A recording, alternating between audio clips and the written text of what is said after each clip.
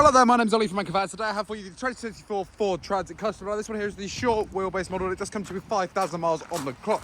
Now, this Ford Transit Custom, unlike other previous ones, is very, very modern, and it does come with an awful lot inside.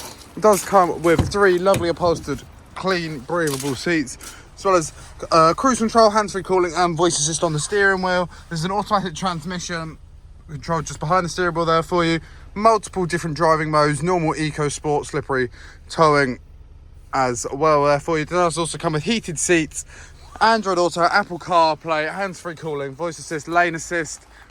There's parking sensors with different perspectives. This does come with the works. Now, if I do just show you the load area in the back, you can see it is indeed pie-lined, very clean in the back here, as well as some cargo rings to tie down any loads you may want to as well. And I will just show you this space from the back. Unlike other vans, the doors on this one do feel very, very solid. The back ones do have small little electric motors on the latches, giving it that really nice, secure and solid feel as well.